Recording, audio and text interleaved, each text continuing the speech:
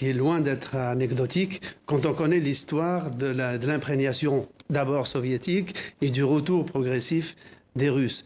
D'abord, les Russes ont un ambassadeur qui est là depuis 7 ans, alors que la France s'apprête à nommer un 4e ambassadeur.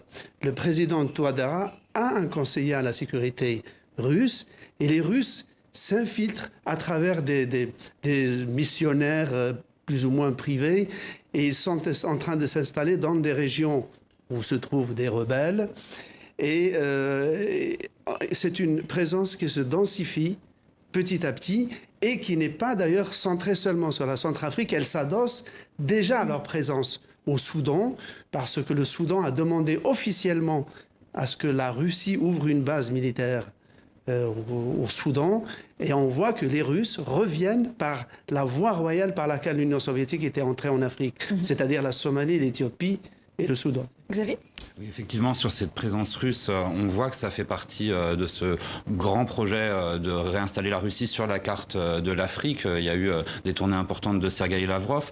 C'est un pas important aussi pour la Centrafrique, qui a été jusqu'ici soutenue par les pays, ou en tout cas soutenue à l'ONU par les pays occidentaux, notamment la France et les États-Unis, qui ont fait les premières missions militaires, qui ont délégué aujourd'hui cette force de protection à l'Union africaine qui a repris une médiation qui marche en pointillé, on va dire, on en voit les résultats aujourd'hui, et effectivement la Russie qui arrive depuis la fin de l'année dernière et qui tente de reprendre la main. Et ça s'est joué à l'ONU, et c'est une séquence assez étonnante. Mais oui, lorsque j'ai interviewé le président Touadéra, il m'a expliqué que donc en septembre 2017, il a rencontré le président français, donc sa force de 2000 hommes était là, n'avait pas d'armes.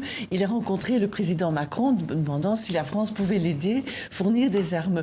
Le président Macron a répondu que la marine française avait arraisonné un bateau au large de la Somalie qui avait des armes destinées aux djihadistes somaliens. Donc on les avait arraisonnés, ils étaient à disposition. Il a dit on peut vous les céder à condition que le Conseil de sécurité lève l'embargo pour cette livraison.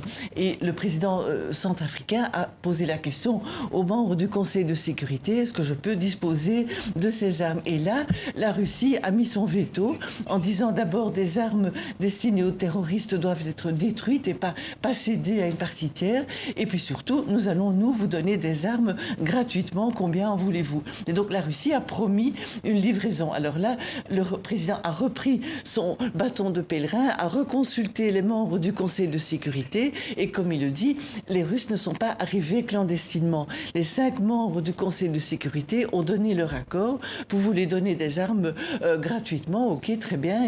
Les Russes l'ont fait, ils ont équipé cette force. Le premier avion est arrivé en janvier, d'autres ont suivi, ainsi que, après, 200 instructeurs, parce qu'il fallait tout de même enseigner le maniement de ces armes. Et puis maintenant, d'après les informations qu'on a, ces 200 instructeurs sont devenus un millier d'hommes, et aussi des forces spéciales, et aussi des conseillers, et puis aussi des oligarques dans les régions où se trouve du diamant.